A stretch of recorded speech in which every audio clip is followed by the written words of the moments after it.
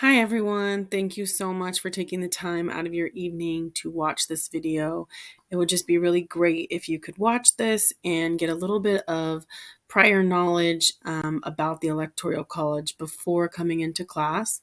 When you come into class, we're going to watch a little video to kind of review, and then we're going to play a fun Electoral College dice game so you can further understand how it works and the difference between the electoral vote as well as the popular vote. So again, thank you so much. It's going to be great to learn this ahead of time. I appreciate your time. So let's get started. As we're getting started, I want you to kind of remember the Journeys with George video that we watched last class to kind of kick off this unit, because we're going to be talking a little bit about campaigning and why a candidate might want to choose one state to campaign in over another. So keep that in mind, but also keep these essential questions in mind. The idea is that you'd be able to answer these questions after this lecture, as well as after the day that we play the game and everything. So first of all, is the Electoral College fair? That's going to be for you to decide after you learn a little bit more about it. Is the winner-take-all system that most states follow fair? We're going to look at that, and you're going to see a little bit about that in a video we're going to watch. And then what is an alternative to the Electoral College? A lot of people love to complain about it, but then don't provide an alternative. So consider that as well. So how does a president get voted into office? That's where we're going to start. First of all, at the very top, the fun facts you might not know about voting. This is a YouTube video that you can definitely watch on your own time if you would like. It has some fun, interesting stuff in it. I don't want to waste your time on this particular video to play that. So again, feel free to browse on your own. Also, on Schoology, there is a note sheet that goes along with these notes. If you want to use it, you can. You do not have to. You can take your own notes. You don't have to take notes. It's completely up to you. It might help you to take notes because you will have a quiz on the Electoral College next week. So keep that in mind. So again, you can access it on Schoology. You can print it out, or you can just make a copy and type it in your notes. It's up to you. So the first half of the notes at the top are these ones. How does a president get voted into office? So voters choose electors to vote for the president, and that's what makes up the Electoral College. So when you go to the polls and you vote for president, you're actually not directly voting for the president. You're actually voting for your state electors to vote for the president. This was actually created by the framers during the writing of the Constitution. They created it to have a way to protect the balance between the small states and the large states. Remember, we talked all about that kind of fight between the Federalists and the Anti-Federalists and the small state and the large states when we were in Unit 1. So this is part of that. And they wanted the president voted on by a cross-section of the country's voters. So you might be thinking, well, how are these electors chosen if they're making this decision for us? The electors are actually nominated by state political parties, and that can happen in different ways depending on which state you live in and which political party you belong to. So it could happen through primary elections. It could happen through party conventions. They might name it at a party convention. They might choose it at a party convention. And they can also be named by campaign committees. So the majority of votes from voters go to electoral voters to cast their vote in representation. It's going to talk about it a little bit in this video that we're about to watch. But if you choose the electoral voters, they don't actually by law have to vote the way they're supposed to, but they usually do. There's been a few chances when they do not, but it's never influenced a campaign. So we're gonna hear about that in the video we're gonna watch. So I'm gonna go ahead and get started with the video. It just really sums up what the Electoral College is, and it's going to talk about numbers. The numbers are in the second half of your note sheet, so keep that in mind if you're taking notes on the video as well. I'm going to move my little screen so that you guys can hopefully see the subtitles, just in case you can't hear it too well. What is the Electoral College?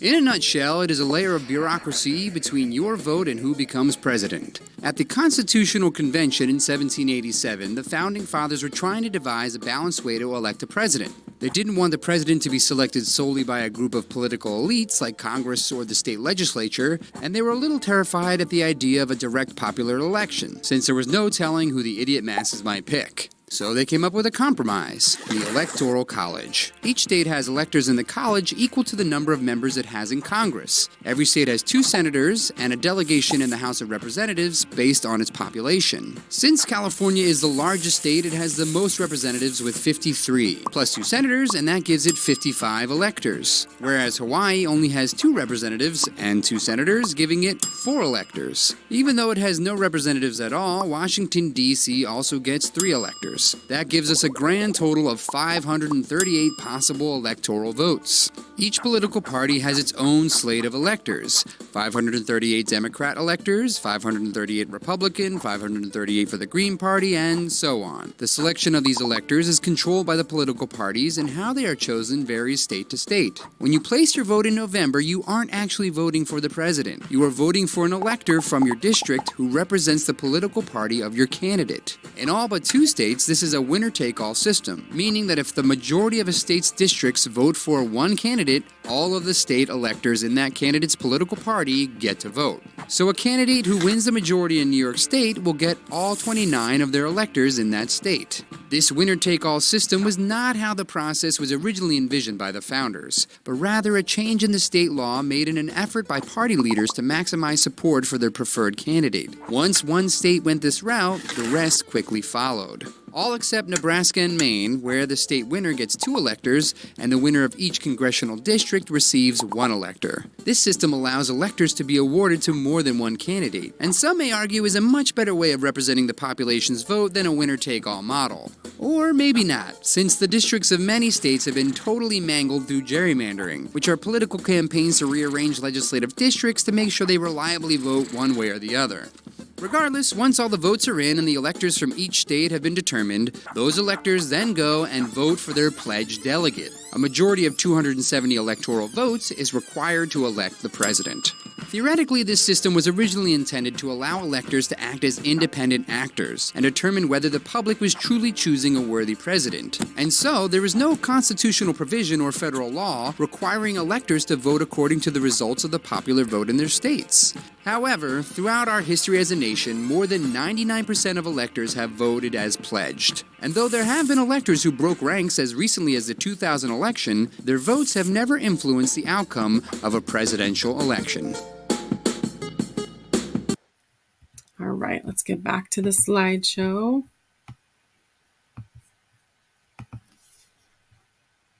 Okay, there's another great video at the bottom here. We're not going to watch it because it's about 5 minutes. I don't want to waste your time this evening, but we will watch it first thing in the beginning of class before we play the game. It's going to go over the numbers and it's going to talk a lot about a swing state, which we'll get to in a second here. So how does the election break down in numbers? The electoral votes for each state is the number of House representatives plus 2 additional votes for senators. So you might have seen in the video, it said California had 55. So why does this map say 54? Well, that video is a tad outdated. So our current electoral votes are 54 in the state of California. Every 10 years, a census is done, and that's how we figure out how many representatives we have in each state. So in 2020, there was a new census, and it said that we lost population in California. Therefore, we lost a seat. Now, the seat doesn't just disappear. Obviously, those people went somewhere. So then a different state would gain a seat based on their population growing. So in this case, Arizona actually in 2020 gained a seat. So a lot of people moved out of California. Some of them went to Arizona. They gained another seat. So keep that in mind that it does change every 10 years, and keep that in mind for when your census comes in the mail, because that's why it's super important. The more seats we have, the more powerful we can be in the Senate. All right. Don't forget also that you have the 3 in the District of Columbia. So that's how we have 538 total electors. So you want to remember these numbers, 538 total electors. And then how many do we need to win? The first candidate to get to 270 wins. So on election night, you want to be paying attention to certain states. We're going to talk about that on the next screen. But again, feel free to get a head start and watch this video linked here on your own if you would like. It's just going to help you understand what this all means a little bit better. All right, so this is the map I was talking about, where we're going to talk about a swing state or a toss-up state. Okay, so if it is strictly blue, that means that they strictly vote Democrat. If it is strictly red, that means they strictly vote Republican. If it is lighter in color, it means they lean that way, but they don't necessarily always have to vote that way. And then a toss-up means they are just a straight toss-up. They are divided down the middle. You don't know how it's going to fall. Now let's talk about why does this matter? Well, first of all, on election night, you definitely want to pay attention to the toss-up states. You also want to make sure you're looking at updated data. This is a map from 2023. It's 2024 now. So you want to make sure you look at an updated map on election night because things change. A recent map I saw recently said Pennsylvania was a toss-up state, and that has 19 electoral votes. So that's huge, right? That's a huge state you'd maybe want to be paying attention to on election night when you're doing your math, trying to figure out which president's going to win. Now, we talked about journeys with George, and we talked about George Bush going all over the country. Now, would George Bush or any Republican candidate want to spend their time in Oregon? No, right? It is a strict Democrat state. They would be wasting their time, energy, and money, all right? And it's only 8 electoral votes, okay? Same thing, would a Democrat want to spend their time in Montana, going to all these towns, shaking hands, kissing babies? No, it's a waste of time. Montana is going to vote Republican, all right? Now, they do want to definitely spend some time in these toss-up states or ones that are like leaning, but not necessarily, like Texas sometimes is getting a little bit more Democratic. And they have 40 electoral votes. That might be a great place for a candidate to go. So keep in mind that this always changes. You want to look at updated maps. These numbers matter. Your population matters. All right. That's why I like Alaska and Hawaii. They have only like 3 and 4 electoral votes. It's based on population. Population matters when we're talking about power in the Senate. All right, so keep that in mind when we are talking about all this stuff tomorrow. You should be able to answer these questions now. So let's review. How many votes does a president need to win? Hopefully you said 270. How many electoral votes are there? Hopefully you said 538. And how many electoral votes does California have? Despite that slightly outdated video, you should have said 54. So hopefully you can remember those numbers. And again, we're going to go over it tomorrow, so no big deal if you forget. The directions to the dice game are also on this slideshow. The slideshow is linked on Schoology along with the note sheet. So if you want to get a head start and look at the directions, you can be prepared to have some discussions about the essential questions. And there's a map here to help us with the dice game. And I'm going to do a demo in class, so don't you worry.